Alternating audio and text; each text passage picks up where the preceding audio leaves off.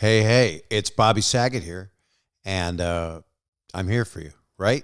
So welcome to this podcast. This is, I love talking to people that I've known over the years and people that I look up to and people that I love. And these are two guys. They have the #1 comedy podcast in all of Australia. They've been a media force in Australia and worldwide for a really long time. And I met them many years ago, which we'll talk about. It's Hamish and Andy, that who is on the show today. I don't know the Queen's English, but yes, it's Hamish Blake and Andy Lee, and Andy and I have hung out. Actually, Hamish couldn't do it. We'll find out why when I was in Australia on a comedy tour. And so this is it. So this is the podcast. You want to do what you do with these things. You subscribe, or you follow, and then you rate and review, do all those things, right? I got to tell you that. You listen to my sponsors because they're well-meaning. And then look at that phone number up there, and you can call that number that's up there and leave a message, and I'll tell you on Twitter, Instagram stories, or Facebook when I'm going to be calling you guys. So I'll call you guys. I really do call people, and I love doing it, and because I feel like I'm, communicating at this insane time in our world. And I'm very thrilled to have these gentlemen on. They are fantastic people. This is a book. I want to get it perfectly right. Do Not Open This Book. Do Not Open This Book is a children's book worldwide by Andy Lee, and it is wonderful. It's a kid's book. And Hamish is about to start Lego Masters in Australia because he is a media icon. They both are. And I'm just thrilled that they're on my show today. Yes, it's a show. It's a podcast, but it's a show. I'm on the YouTube. You can look at these handsome gentlemen, and they are good looking and in perfect shape, and they're the kings of Australia, even in quarantine. So with no further ado, here is Hamish and Andy.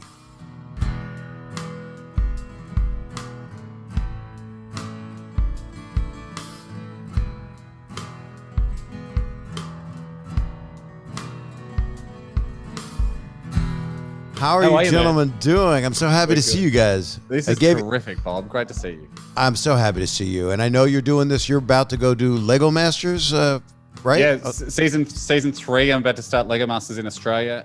He's my preferred host. If you're going to line up Will Arnett and Blake, I think it's a Blake victory. It's a Hamish victory, hands down. I think there's a guy in Sweden. I think they might have their own, and there's another guy in the UK. But I did that with America's Funniest Home Videos. There was always somebody. That is my dream. That's my dream. I mean, Lego Masters, it's a fledgling franchise. It's not at the level. I remember hearing that for Who Wants to Be a Millionaire, when it was at its peak, they would have like a convention where all the hosts would come from around the world, and my dream is that Lego Masters gets to that level one day. So and then you should stack yourselves on each other. Yeah, just see if our studs fit. Some of you fit in different ways, and just throwing out the one guy that's like the fake one that doesn't quite fit.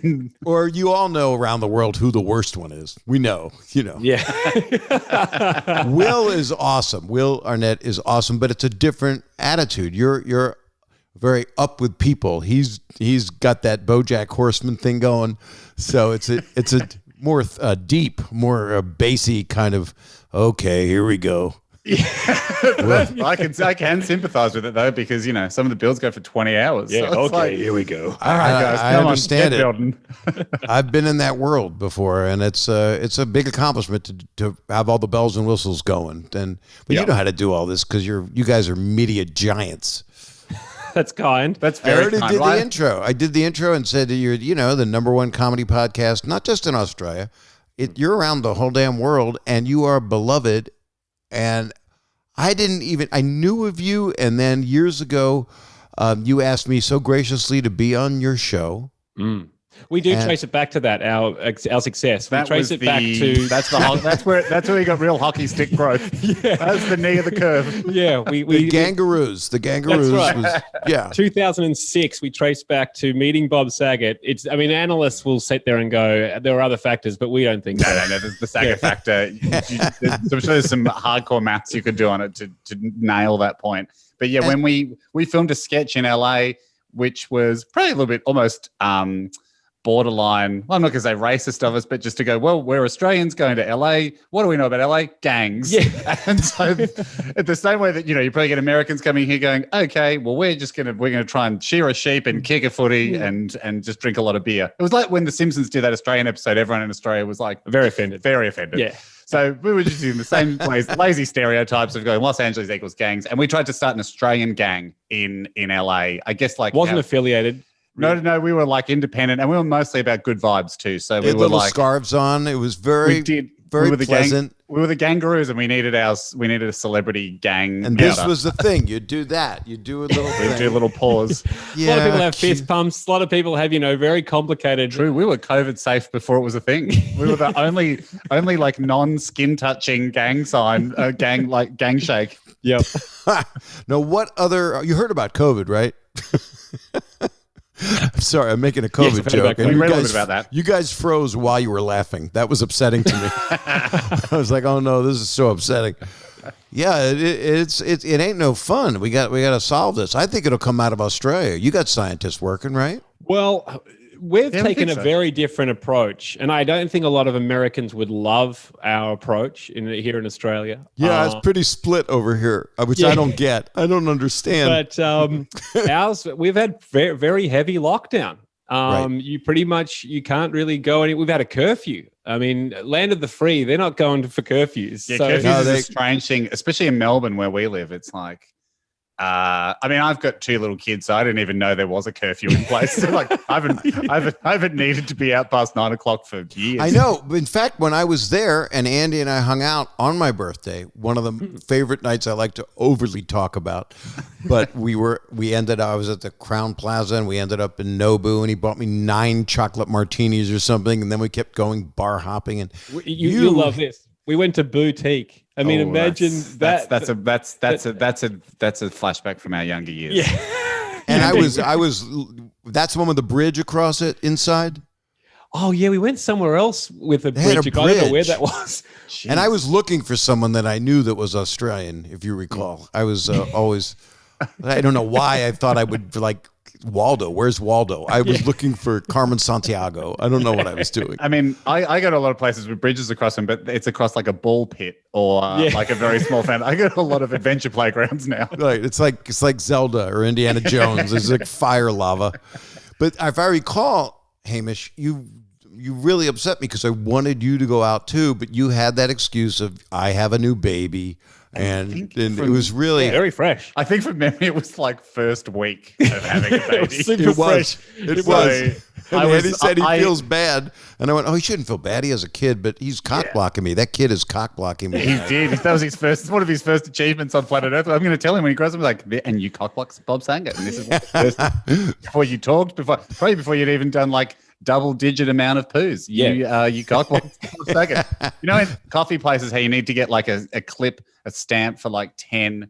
You get 10 coffees, you get one free. Oh, loyalty card, yeah. The loyalty card I think, if I remember those days correctly, you need to get about 150 stamps from spending a night at home before you get your first night to out. Your wife. To my wife. Yeah, so I was like 6 stamps in. There was no way I was exchanging it for a night out. I totally know. I have 3 daughters, so it was life stopped for 10 years, and then it doesn't matter. You love them, and then you drive them, and then now they can't go anywhere. It's safer than they will ever be. Yeah, that must be a relief. Is it a relief a little bit to be like, oh, well, I don't have as many sleepless nights as a dad worrying about what they're doing? When they get older, you will be concerned when they're teenagers. How old are your kids now? 6 and 3. Oh, that's so cute. You don't have nothing to worry about, but you will. Oh, totally. Compared to because lockdown for us, because we've been in a pretty can't leave the house, can't leave a 5-kilometer radius of your house in Melbourne. That's been quite cute because I'm in jail with these cute little housemates. Yeah, and that's fun. But then you've got other friends who have like teenage kids, and it doesn't seem like it's as cute. You're worried about them, and then there's stuff that happens. And Melbourne's a mecca. It's a real city, so the kids are like, I love Melbourne. I mean, I could live in Melbourne. Not now. I'm not allowed to leave. No, no one can. You can't even live in Melbourne if you're from Sydney at the moment. See, you're smart. That's just smart. And we've got people here that are they're coughing in each other's mouths and pretending. And then look what happens. What happens. It's tragic. If you were to come to Australia, though, at the moment, you have to do 2 weeks mandatory hotel quarantine. So the government and the military, they kind of escort everybody in that's arriving. Then we make you make sneakers for 2 weeks. That's just a test if we've controlled you enough. Then we put you to work in the fields. Then you pick up trash for 2 weeks. Then you do number plates. And after that, you've done 10 weeks of work, we'll let you come in. I had no idea there were like sweat lodges and Then we get you making like little koala fur wallets. Yeah. You do that for 2 weeks. And then It's a way of just keeping our economy going. we're fine. Yeah, there's no virus here, but we're just tricking everyone into forced labor. But it's actually a good time to bring the kangaroos back because the kangaroos, they could do whatever they want. They don't know from quarantine because they're a gang. That's true. And people are looking for sort of community and fun times and all the benefits a gang gives you. Bob, this is a big step for you, though, getting us on because, very nice. Your intro to us was extremely nice and that's very flattering. But we know, let's be honest, this is a tough sell. Usually the aim of a podcast is for the host to get someone that's more famous than them. Yep. And you, this is a tough sell. This is a tough sell for you, for your regular fans to be like, all right, Bob, I'll sit with you. I'll sit with you for a bit. These guys better be good. No, I want you to do as long as you can, but I know you got to do stuff, but I'll do forever. I've set this thing for 2 hours. I don't care. I mean, so it's the opposite. I'm fanboying out. When I first saw you guys, I just love the positiveness of what your comedy is and what you do. You output so much for so many years. I mean, you're real special, and we know who's not. The evil bastards that have success, and then the people that are the best comedians die too young. And you guys you're doing what needs to be done, and the whole world will be following you and listening to you finally. I mean, I think I'm going to do everything I can. The rest of my life, I'm not spending on my career. I'm basically going to make you the biggest thing in the U.S. I don't care about myself anymore. I don't give a shit. I got everything I need. If this is a pitch to be our manager, I'm in. Yeah, exactly. At a time where celebrity endorsements are really important across the globe, the fact that you've chosen us as the I really appreciate that. You guys, the most successful and probably wealthiest people in media in Australia, which is not a small country. It is a place where everybody says, "Oh, if US doesn't work out, I'll just go to Australia." Yeah. And we recommend that tactic too. Like we've had several points in our career where people have said, do you want to go to America? This is the time. Do you want to work in the UK? Yeah, of course. It's pretty fun here. I feel like we're running like a fairly successful hamburger joint in a great beachside town. Yeah. So you're like, you could go to the city and you could franchise it and you could have a lot of stress and live in New York or LA and run the hamburger chain. But I don't know. It seems pretty fun running the hamburger joint in the beachside town. Yeah. Well, you had a premonition because the world is upside down and it is changed from what we're going through now. So it doesn't matter where we are, except your background is gorgeous. Are you in a hospital hiding in a room? Yeah. Those look like cupboards in a hospital. You can just put your stuff in here for 3 weeks. That's my cupboard. This is where all the people that never checked out just leave their sensible brown shoes, as you can see. But I'm just glad the human head is not in there like American Psycho. That would be upsetting.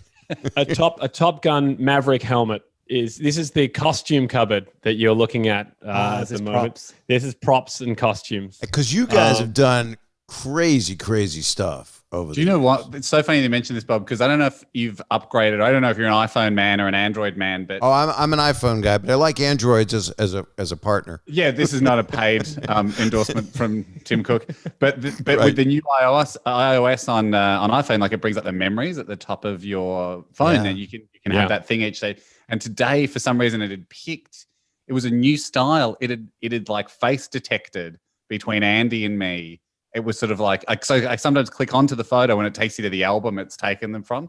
Right. And it was a face detection thing. It was just me and Andy of like selfies over the years. Oh dear. And we often, have an argument that it's just like, it just looks like a Bart and Milhouse photo album because I'm convinced I'm not Milhouse. I feel like Andy is Milhouse because he's injured himself a few more times.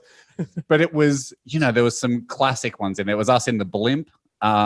We did one radio show where we just hovered a blimp above Melbourne and broadcast the show from the blimp. So we broadcast live from a blimp, Bob, and we encouraged everybody listening live, if you're concerned about what a neighbor's building Yeah, we did a bit of like, I guess it was pre-drone days, wasn't it? It was sort of like very, very obvious government surveillance. You can see and why literally just the US Google track record of blimps.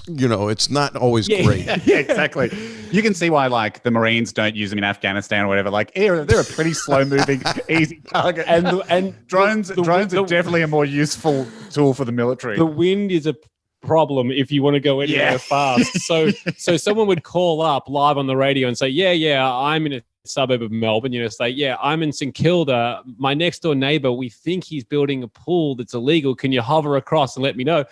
And we'd like set the trajectory for St Kilda, this suburb, but realized that we're only going to get there about 30 minutes time. So we had to play a few songs, do a bit of padding, and then get there, and then describe to this guy's neighbor live what his house is doing. Essentially, probably illegal. Essentially, we're in. You grab to a bunch of helium with a dustbuster shooting at the back of you to try and like zip across Melbourne at 2 or 3 miles an hour. And there's always a guy on the crew that wants to light a cigarette. It's like we're all gonna die. They are so impractical. Like, I mean, if you take this one, because I know in America they've got like, is it the Oscar Mayer Wiener blimp and the Goodyear blimp? The Goodyear blimp. I've never seen the Wiener blimp, but it sounds fun. Was it the Oscar Mayer Wiener Mobile? Maybe it was the it's a Wiener Mobile. You don't want to see a wiener that big in the air would kind of diminish any prowess sexually I could ever have again. It's a heck of a shadow to cast across the my grandmother. But the Goodyear blimp. But if you take advertising out of the mix, there is no reason to have a blimp anymore. But am I right? This one was an appliance. Well, the Hindenburg should have been the end of them. That's that. That was a bad. That was a bad. That's not. And Led Zeppelin doesn't even look good on the cover of that. It's dangerous. I was in Chicago and they do it sounds really boring, but but it was great. It was like they do a architectural tour, right? Yeah. And convincing my mates to go on this architectural tour with me was very difficult on the golf trip. When you're on a golf trip with buds, like come on this trip.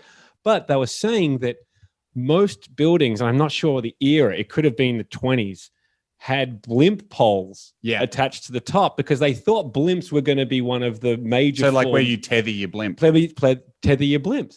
So basically I tethered my blimp. My wife's out of town. I tethered my blimp this morning. It's really tethered. I think it's deflated. It's in tatters. Yeah, it's crying. It's got this one like crying eye. It is. It's very much. That's how it ended. It was just an explosion. But there's a lot of people screaming other humanity from next door. Yeah, actually, it was actually screaming. I'd never heard it talk before. Humanity. You weren't an architect of any worth if you weren't putting a blimp pole at the top of your building. Which I live in this country, in America, and I have never known this in my life because we don't know anything. we don't know our own history because we're confused about it now. And it's sad because a lot of bad things happen to all of our countries. I mean, humanity doesn't. Totally. They fail upward is what happens. And that's what we're doing right now. We're really pushing a giant boulder up a hill for all kinds of stuff. And hell, you guys were built on that, I saw the last wave, I know. But it has forced us, Australia is not without a lot of its own issues as well. So I think we often hear from our American friends like, oh, you're doing so well down there. We're like, we've got things we're proud of, but we've also got a lot of history that we're not very proud of at all. There's horrible history in Australia.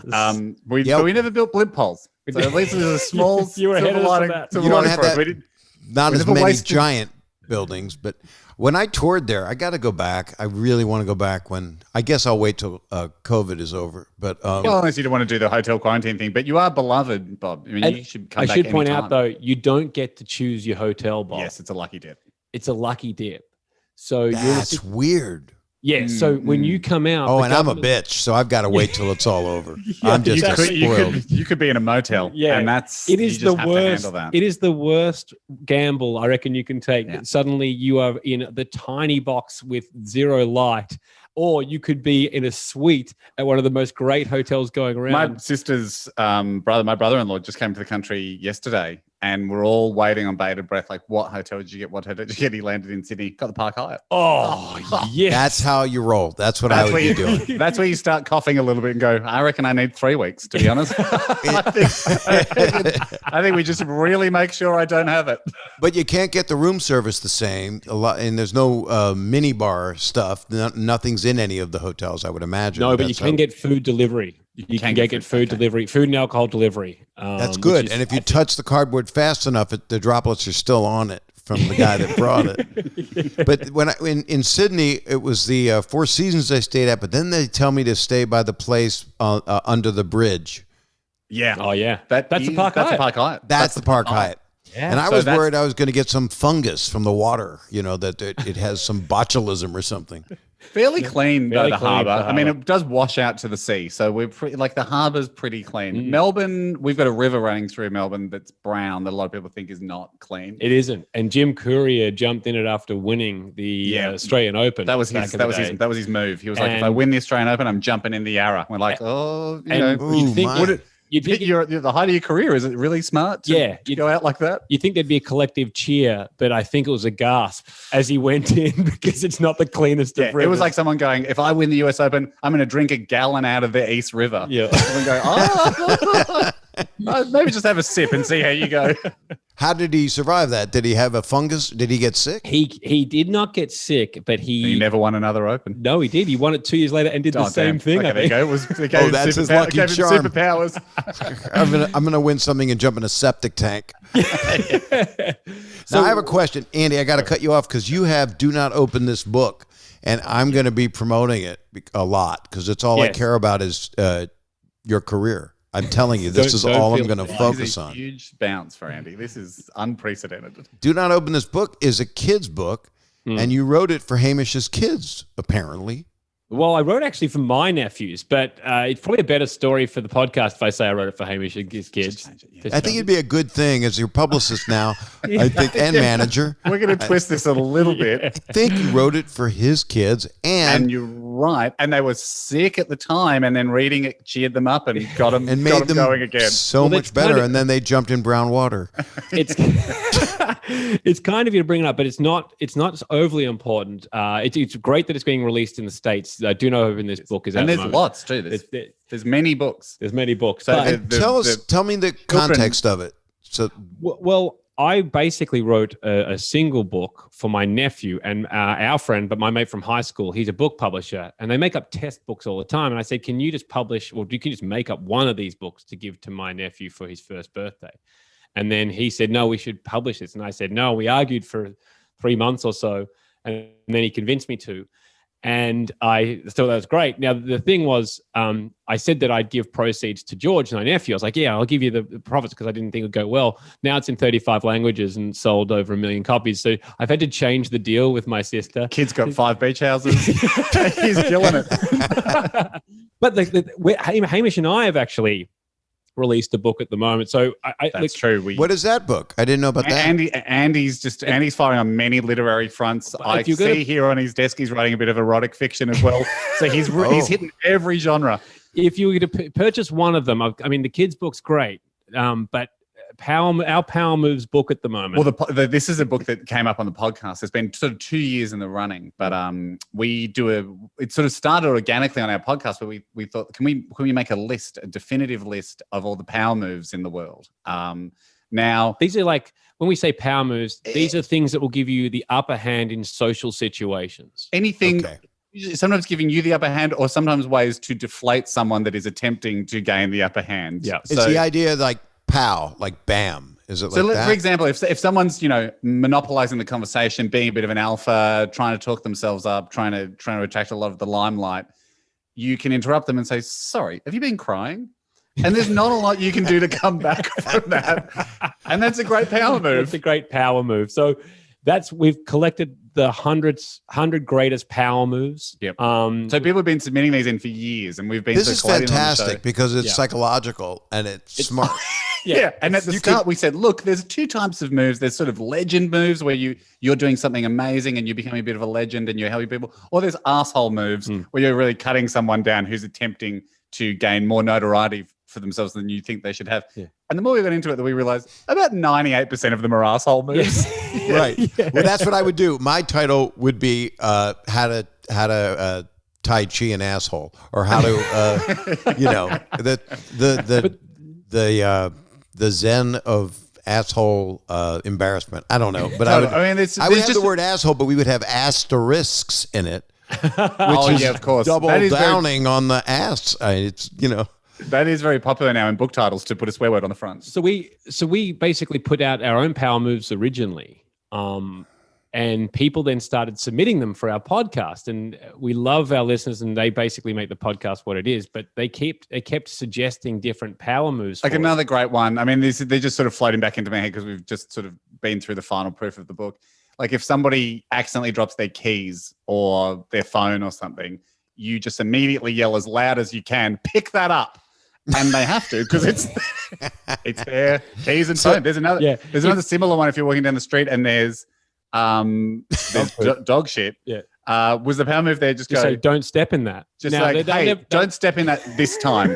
So it sort of makes it look like. I like that some of them are like you would yell at someone. Yes, to get everyone. Some of them are just quiet. They're just quiet. Yeah. I've got a great one for just a bit more quiet. If you're out with a mate and the waitress at a cafe and the waitress is quite acute, as soon as your mate orders, say, "Why are you using a lower voice?" Oh, that's funny. That's funny. Or I would go with more have the sores cleared up. Yeah. That's a power move. That's a great power move. We had a great one that we enjoyed testing out for a little while too in real life, where if you're ever hosting an event or whatever, and you get to introduce somebody who has a much higher status than you. Somebody saw this happen in Australia when Arnold Schwarzenegger was in Australia and he was out like promoting the Arnie Games, and the owner of a local chain of gyms here got to sort of, do the preamble and introduce him on stage as the MC. If you're ever introducing someone as a higher status, always introduce them as "my man," because it really makes it look like you have a great personal relationship with them. So oh my God. Like that just owns a gym. Here he is, my man, Arnold Schwarzenegger. And that is a triple take from him. Like, who are you talking to? I don't know this guy. It's a great one. Oh, another great one, if you really want to get the upper hand, is now give him a warm welcome. He's a bit nervous. Here he is, my man. Yeah, if you say he's a bit nervous before introducing someone, it makes it look like you have more confidence on stage than that person. Actually, the thing you could do if the person's an asshole star, you could go, this man needs no introduction. Yeah. And then he just doesn't know.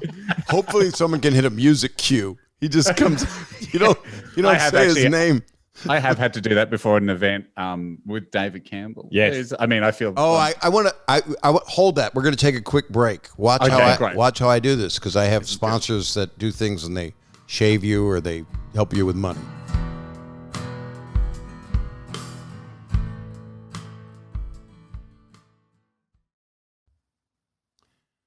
All right. Here's something some people get uncomfortable talking about, but I've talked about it, and I've had it for a long time, which is life insurance. I've had it, and it's Halloween time, right? So you think about that. You think about ghosts. You think about what could happen.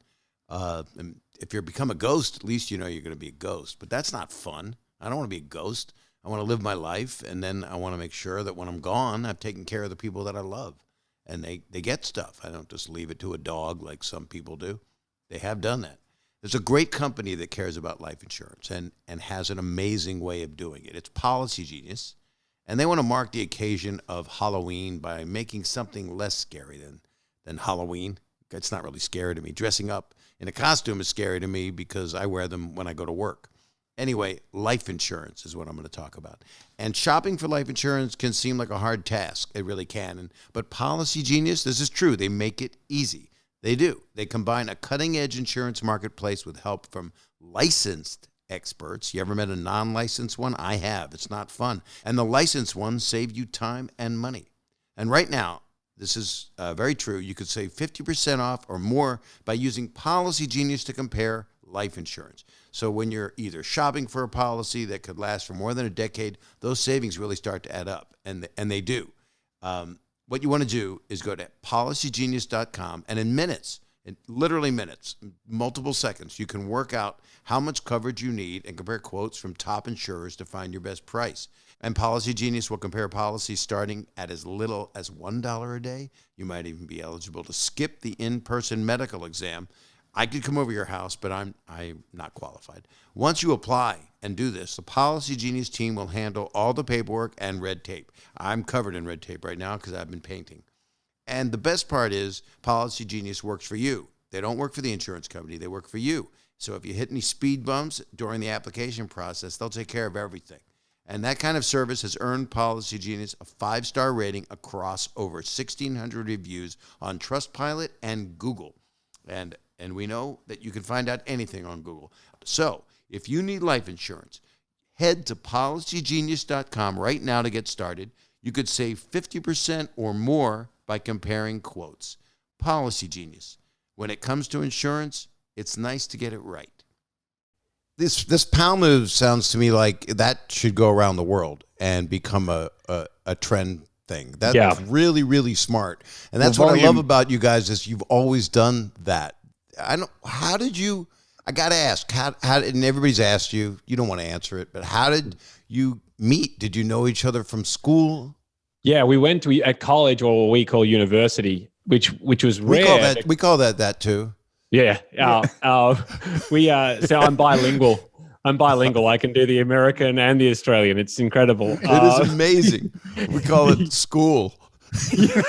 Big boy school. But Hamish and I thought it was quite strange because neither of us went very often. It was rare. I actually knew of Andy much earlier. I knew of him sort of in like what would be junior school for you guys. And I was sort of keeping tabs on him, but he wasn't ready. And he wasn't ready. And I was just like, wasn't ready to be your friend? Just wasn't ready. And I'd sort of like cruise past his school and go, okay, that's the kind of thing he's up to now. He's getting there. That's your first PAL move. That's your very first. And then 9 years later, when we were 19 at university, I went, all right, let's do this. Went up, I've been watching you for a little while.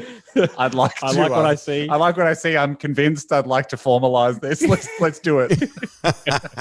You've risen to the top. I'm going to skim you off and get you away from the indigents you've been hanging with. We went and just started making each other laugh. And that's, Hamish was doing commerce science, so he was going to be a business scientist. I'd probably be selling a COVID vaccine right now if I hadn't been distracted. Yeah, you could have cured humanity, but instead you decided to go up in the Hindenburg. We got the Millhouse Bart scrapbook. Yeah, and I was doing some business stuff as well. Not well, but no, neither of us are doing it very well. What kind of business, Andy? Was it legal? I was. It was risky. Yeah. Oh. Risky business. Did you have to make fake IDs? That's all I want to know. We did. We have done that before, Hamish and I, because we booked. We both went to Hawaii separately, though, not realizing that the drinking age is 21. And when you're 20 and you've especially coming from Australia where the drinking age is like 21 months. Yeah. So when you book that flight for your first exciting trip and you on a non-refundable flight, you're like, oh my gosh, I'm going to a place where I'm not allowed to have a drink, even though I've been drinking for 2 years legally in Australia. So that was when the fake IDs came out. Well, I know that God, I had a good time with you. I mean, that was like a very memorable night.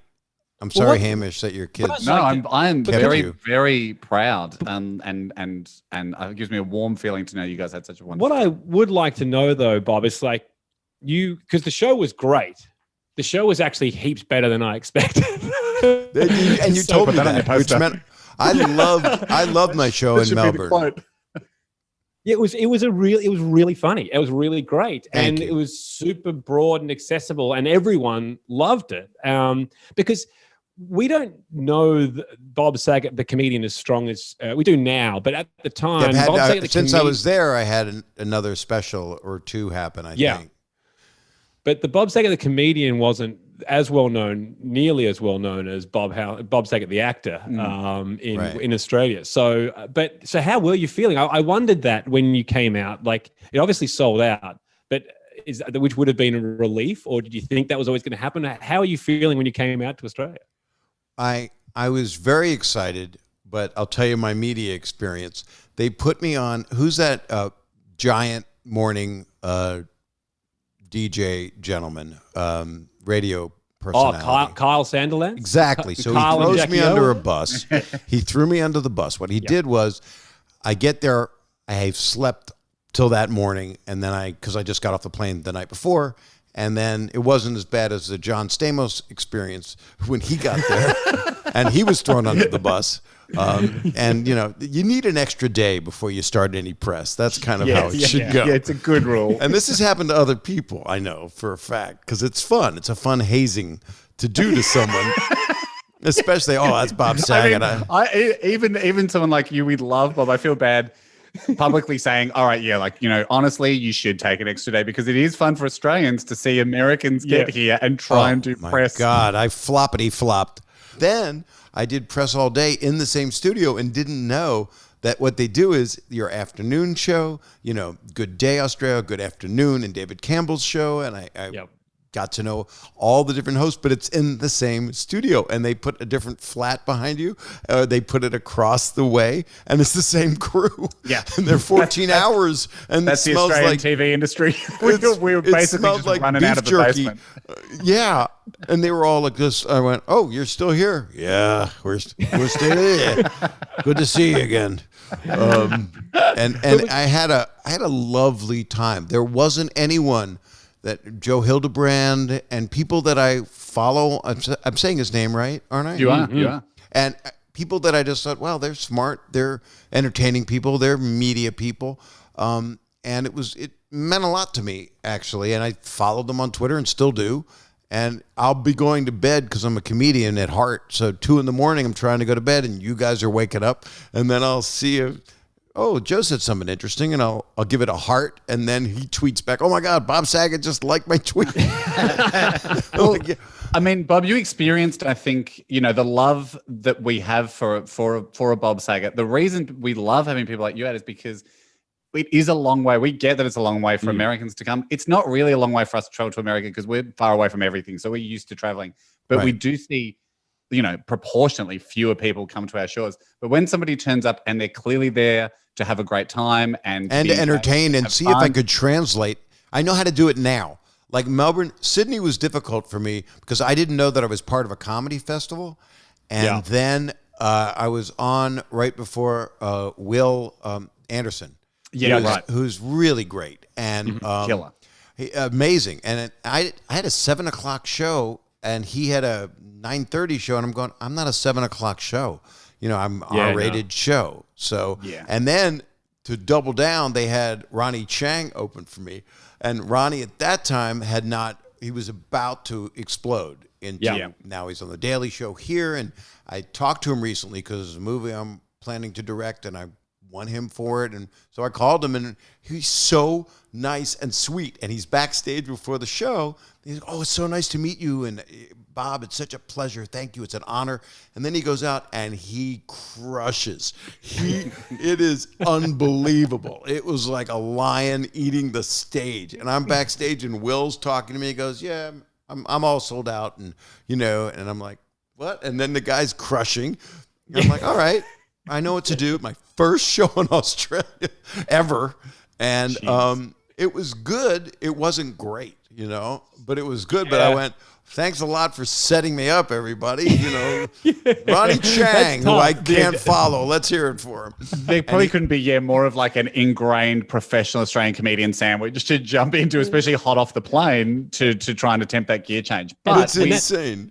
And that's where bands have the upper hand, because bands go straight up to the sound and lighting guy and go, "No lights for these guys." Right. Cut Chang's mic. And then they go, "And can you just drop them down a little bit, just make it a bit softer?" And there's all these tricks that bands do to make sure that their support act can't be as dazzling. I tried. I didn't try to do anything because I don't like to hurt anybody. I'm very much a empowerer for all comedy and all performers. But I did go, after I heard the walls vibrating from laughter and applause, I did say, "How long has he been on?" I did one. Let's best not to overexpose this kid to too much, or we want him to have a long career. Let's not freak him out. Yeah, I suppose the ultimate power move, rather than a mic drop at the end of a set where you're doing a night of stand-up, is the mic take, to just unplug it and take the mic with you. That is it. Or if you're using the same mic, which I don't normally do, especially now you don't. They give you a brand new mic if you're going to perform. Yeah, of course. I'll tell you a story about that in a moment, but I will tell you that you could turn the mic off or take out the batteries. You could, that'd be a pal move. Have Slip a good condom set. over the top so no one can, no audio. I had a can get comedian through. once, the worst thing you could say to a performer and I don't know if you've ever seen this before, and he meant it. He went, "Follow that." Jeez. We've never heard from him again. That was a different situation. That's good. Yeah. But I do want to share with you that after I went Sydney, next night, I had one night free in Melbourne, which was my birthday in the United States. But my birthday in Australia was the next night after the show. So I had 2 birthdays. You get the double. And Live Nation was so wonderful. And I got this amazing thing in my room with real good wine and cigars and pâtés. And I went, wow, how did Live Nation know this? And then my daughters called me and said, did you get what we delivered? And I had already thanked Live Nation. But it was for my kids because they love their dad and they know I like what I like. And then That's the opposite of quarantine at the moment in hotels. You do not get a pack of cigars from the government. Go, welcome to Australia. Enjoy your quarantine. and they were Cuban. So, and then after that, I went to Brisbane. And I had a nice show. I enjoyed it there. It's more residential type of a place is how I felt. And then they said, "Oh, you're going to go to Perth." I went, "Okay." I said, "How far is it?" "Oh, just a flight." And they didn't tell me it's gone New York to Hawaii. In the New York same to- way that the Apollo missions were just a flight. Exactly. It's quite a flight. And the first class was a coach seat with a half of a seat between the other coach seat. Oh yeah, they do that here. They pretend that it's not far. Well, sorry, we mean it's the first section that you will pass on the plane, not to be confused with first class. Yes. That just happens to be the first thing you'll pass after the door. First row, It's the first thing after the door. first pass. That's what they should call. Sorry, you're in first part, not first class. It's a complete airline PAL move. It really is. I remember when I was little, when I was younger, I flew like the first trip I ever took overseas. I was like 18 and I flew from Sydney to Vancouver. I went like backpacking. That's a big one. The airline, the ticket was $950, which is like, this was like in 99 or 2000. Right. And it was the cheap. It was on an airline called Canada 3000, who I've never heard of before. I honestly think I was on their only It sounds flight. like a vampire movie that's just like Just got a lower exchange rate. It honestly was like someone had like a real low level. Like I know for like a Richard Branson or someone, it's fun to start an airline and you can do that as a billionaire. This felt like someone that had maybe just a few $1 million. Yes. And wanted to be a billionaire and was like, I'm going to start an airline, even if it's one plane. And we're calling it Canada 3000. It's going to sound futuristic. And I always think that 3,000 is your best 1,000 to choose. I think 2000 now has lost all its sheen. Yeah, maybe we remember 2000. We got to write it off. Yeah, we remember like Andre 3000. I'm impressed. Yeah, that guy's future proof. But where is Outcast when you need them? You know, exactly. Anyway, on the plane, I'd heard that it's the first time I'd ever flown internationally. I was like, I heard you can get upgrades if you like charm someone at the desk or you charm a flight attendant or whatever. But this plane, it was like kind of like a troop transport because I got on and I said, I wonder if there's any seats free in first class. And they went, it's all first class. Same thing. It's unbelievable. Gotcha. No. It's all A class. It's all It's not. I wouldn't say it's. I suppose with no winner, there can be no loser. It's all the same class. So that was I understand the difficulty of, the shock of the. I actually love Perth. I played in the theater there. It's worth going.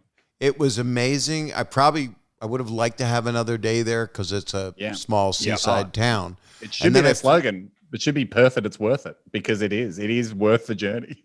I think every place I went to from those cities, I'm sad that I didn't go to Adelaide. Yeah. My friend Ben Folds lived there for a long time. Yeah. And Ben's wonderful. I mean, he's a very special guy. And Jim Jeffries is always telling me, "Oh, you've got to play the Opera House." I said, "Well, I can't follow Ronnie Chang. I don't think I'm going to be playing the Opera House." You could busk. If Will Anderson is on, I don't think it's going to happen.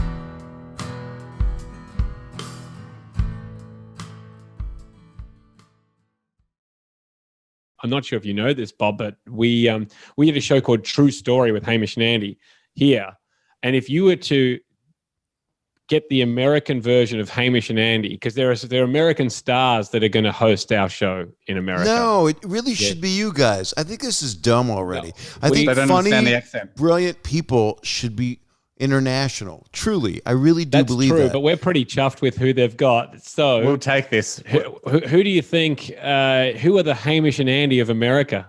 If I put that a question, But to no you. one's friends like you guys are. No one finish each other's sentences like you guys are in Sycopato. It doesn't exist. It has to be organic. There is a small hint we'll give you that they haven't previously done. They haven't really done much as a duo, but the syncopation is there. Yeah. They're and friends?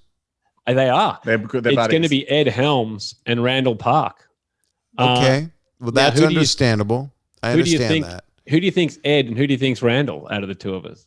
Well, it's Helmsy and Randy. I mean, instead of Hamish and Andy. I mean, that's this. I think we suggested a Ed's- rebrand, and Ed was like, "Oh no, people know me as Ed Helms." I was like, "I think you could get Helmsy over the line." Now, do you guys get the cop? You guys own the brand of the syndication? Yeah, so we came together with this show. I came up with this show and with a couple of our mates that make all our TV shows, all friends from university days. But yeah, Right, but I mean, the one here, do they have to pay you for the Yes, brand? yes, it's our format. It's Are your but- names going to be on the credits? It should be. yeah, we're executive producers. Well, then it Okay. should say. Then why the hell aren't you on the show? Why is We just wanted to be Helmsy and Randy appear with the permission of Hamish and Andy. I think it's I appreciate the endorsement, Bob, but I think the show is about hearing everyday people's stories. And so that was really easy one for Hamish and I to do. We've got the podcast and the years of radio experience, and people Right. are comfortable coming forth and telling us they're normally very embarrassing and personal stories. Yeah, usually it's the and then these people don't really want to be on TV. So the whole crux of these stories is it's the like you really shouldn't be telling this on TV because it's often painting them as it's like the worst day of their life or the most embarrassing day of their life. So yeah, it does help having someone in those seats who Yeah, I are understand. So because they know you familiar. and they're close with you, Yeah. they will tell you things. I mean, with this podcast, every Thursday I call people. Sometimes I don't. Sometimes I have two special guests on Monday and Thursday. But I call people. They leave messages, and I call them, and they sit around waiting, or think I'm going to call them, and I call about half of them or a third of them if I can, and I do a couple of episodes, and they tell me stuff like I'm their psychiatrist. I mean, yeah, wow. it's really special. So I understand that. I would think guess Americans Ed will Helms feel- is going to be Hamish, right? I reckon. Helmsy. Yeah, Helmsy. Helmsy, sorry. And Randy. I reckon. Well, to be honest, they'll do their own thing. But the I do think that Americans will feel, and I know that they are in safe hands, but they'll definitely feel like they're in safer hands. Oh, just getting to know those guys too. Like, they're just such lovely Yeah, they're great people. guys. And I think and that's the fun of the show. Like you, they care about people. So Yeah. the show is about listening just as much as it is about kind of adding jokes and having What's a time. good pal move you could do on them? Oh, yeah. You did a great job with that first pilot. I'm sure we could fly over and put ourselves in prosthetics and sit down in the chair and tell them a story that goes horribly wrong. You know, it'd be great if you're on this. Go ahead. Sorry. A great power move could be, you did a great job for a first go. Yeah. That's great. Anytime you add that last little qualifier. Yeah, good on you for sticking with it. That's good. Good on you. You should do this again tomorrow. Yeah.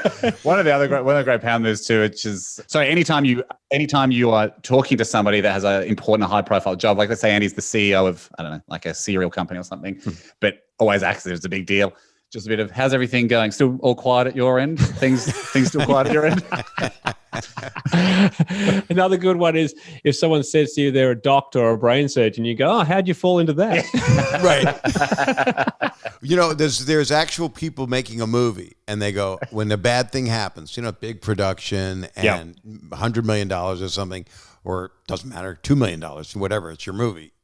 People go, hey, it's not brain surgery, I go, no, this is harder than brain surgery because brain surgery, there's only so many ways to cut a brain. And do you think there's a book you can read that can guarantee you the correct way to do brain surgery. Brain surgery for dummies. And there's no book you can read that guarantees you the correct way to make a movie. And you don't have exactly.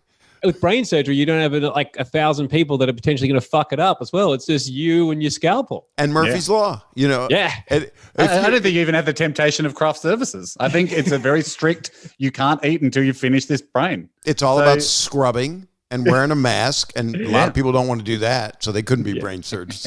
But what I always say when two brain surgeons are working on somebody, they go, at least we're not making a movie. That's the comedic flip, obviously. I have one more pal move for you for these gentlemen doing the show here. And that would be, you go the first day and you have short director's chairs, just short little, with the little, the fold up ones. And you just, put executive producer on the back of each one and just sit like literally in their eye line, just 3 feet right behind where the downstage ends, and just sit there just watching them the whole time. I like that. Just intimidate them with your space. And in their eye line while they're doing the show, making tons and tons and tons of notes. Then coming over after they finish the episode, coming over and going, look, honestly, I'm just going to say, keep it up. I don't want to overload you, but yeah. And then they want to see what's on your pad. It's like nothing. You're just drawing like houses, playing hangman. I also liked you when you said it at the director's chairs. I was thinking perhaps we should bring in slightly more deluxe director's chairs and lazy boys. Sit them next to theirs. So it's Ed Helms, Randall Park, and then Hamish Blake, Andy Lee. But we get like full lazy boys, like massage chairs, like the ones you see at the airport. They should be motorized. They should be. And then during the take, they'll do sorry guys, can we just for audio, can we have the chairs off? So, no, we're okay. We'll try and take it out in post. You're backing up and it beeps when you back up. We just got off a 14-hour flight. No, we need to be in our cushy little chair moped. Did you do a movie, you two? No, we haven't done a movie. No, we've never done a movie. Have you written one for us?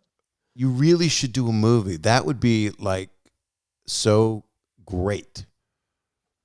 Great. That's good news. All right, done.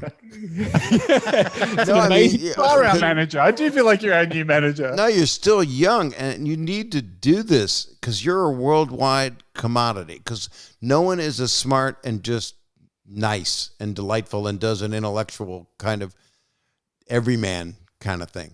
I mean, people don't. That's very nice. Thanks. Well, there really aren't that many. There's a few people that do it for that reason, to make people feel good. I'm fascinated in your career a bit too, Bob. Were you ever offered a movie or a part that you just went, look, it's not for me, it's not working out at the moment, but in hindsight, look back and go, I would have loved to do that? I should have done one.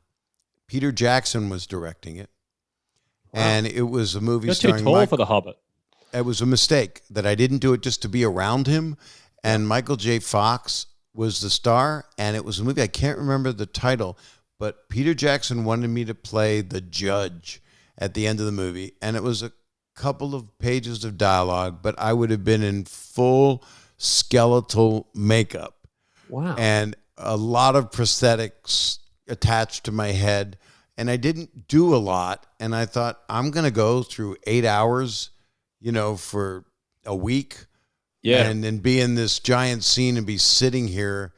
And they could just have an extra do it and just have someone do the lines, Yeah. But I think I should have done it just to be around Peter Jackson for a week. I think I would, and Michael, but I wouldn't be like proud and go, hey, Michael, it's Bob Saget under here. And go, Bob, well, why are you a skeleton judge? Why did you do this? I don't know. I wanted to watch Peter Jackson for a week. Yeah, you never want that question on a set, do you? Why did you do this? That's a pal. we had that experience because there was another big duo called Merrick and Rosso in Australia. Another big comedy duo. Right when we were starting out, they were sort of the guys, like, even when we were in high school, we were listening to those guys going, yeah, they're killing it. And there was this event going on, and our management said, hey, look, Merrick and Rosso are doing it. They're hosting this, and they want you to come and do a spot at this event. It's in Sydney, and you have to fly up there and do this. It was called the Jack. It was like Jack Daniels was attempting for like a sponsored thing to like have their own awards where they would give like best rock album out and like best like, I don't know, coolest car or whatever. Like it was just a kind of a branding exercise for Jack Daniels. But I think we didn't have a lot of awards shows in Australia. And so it was like sold into us as like, no, these, even though it's only in their second year, these are going to be the cool awards that everyone, it's going to be rad to be at. And Merrick and Rosso are hosting, so it's cool. So yeah, exactly. You better go. Based on the endorsement of these other two guys, Merrick and Rosso, we thought, okay, we should definitely go. This would be cool. And we put a lot of effort into like, we've got to come up with some stuff for our segments and we sort of got there. We're like, it wasn't massive. Like they were sort of broadcasting on a cable channel, and I don't know. Just initially, things began to be a little bit less cool than we thought they were going to be. Until Merrick comes in and goes, I think halfway through the show, why the hell are you guys doing this? Why are you guys doing this show? And we went, oh well, it's you guys. We're like, well, yeah, we think it's. You're doing it. You're doing it. And he goes, I'm doing it as a favor for my friend. He goes, my best mate started the awards. He goes, I would never do this. Okay. Oh, no. We've learned a valuable lesson here. We really need to assess things on more than who's hosting. Yeah. You can't do anything outside your comfort level. That's why I appreciate you doing this. This is huge. Well, we just did it because we figured if Bob's doing it, it's got to be good. Right? Bob's doing his name's on it. I just think the world of you guys, and thank you. Yeah, I'm thrilled. But if people have made it this far, I'm super impressed. If they didn't know who we were and they were like that shows a huge degree of loyalty to you, Bob, that they've stuck through. This is just the beginning of what I'm going to do for your career. I mean, you're already the kings of your empire, but I think you should go worldwide. There's no reason why you can't. But we want a segment on Bloomberg about power moves. That's our dream. Cross to the stock exchange, and me and Andy are like, well, we got no stock news for you, but you're obviously interested in business and power. Here's today's power move. I think the power moves is going to be a game changer. I really do. I'm not kidding. We'll send you a book, Bob. I can't wait. I'll promote it on all my virals. You're our manager. Wishing you guys and your families a lot of health and safety and all that. Big love. Yeah, I might be there to see you before because I want to tour again. I want to bring my wife, Kelly, and you guys will love her. Yeah. Andy, please don't go near her. We'll sign off on the health forms for you. Thank you. Please, all NDAs too. Thanks, be man. well. Thanks so much. I'm so happy. We loved it. Thanks, Bob. Hamish and Andy. They are, if you're not fans of theirs, you will be. If you're listening to this or if you're watching it on the YouTube, check out all the stuff they've done over the years. It's amazing the amount of media they have done. They're just great people and funny as hell, as you could tell, and smart. I'm not as smart as them. I actually know that. That's why I'm here for you. Did I give you a pal move? Did I just insult you accidentally? I'm not smart. That's why I'm here for you. That's saying, because I know how smart you are. If you're listening to this, you're smarter than me and you're kind to, I guess you're drawn in by my kindness and that I'm funny once in a while, I guess. Anyway, that's my self-effacing analysis of what I've been doing. I'm so happy that you listened to this. If you made it to this point, you are good people. And Hamish and Andy, you want to check out all their stuff. And you can get this book, which I do not open this book for kids. Andy Lee is a wonderful guy. And Hamish will be in the, that Lego giant thing in Australia. And then their big show with Ed Helms here in the U.S., not them. Anyway, do what you do. You know the whole deal. You subscribe and you listen or you follow. It's free. Podcasts are free, I'm told. And then you also rate, review, and subscribe. That's the thing they taught me day one as I still work on the beginning toddler years of my podcast. And I just appreciate you guys. And I'll be calling you, so check out when I post it on Twitter, or Instagram stories, or Facebook when I'll be calling you, and then call that number that's up in the top of the thing, And I'll call a lot of you, as many as I can, and see what you're up to, what you want to talk about. I might come up with subjects sometimes. I don't know. I haven't done it yet. I've still got growing pains. I miss Alan Thicke. Look, everything's just a free associative thing that sometimes doesn't always go positive. So that's how I'm trying to convince myself that I'm not going to edit that out. Thank you, guys. Thanks for listening. Hamish and Andy, Google the hell out of them. Subscribe to their stuff. Anyway, that's what I'm going to manage them now. Be well, everybody. I'll talk to you soon.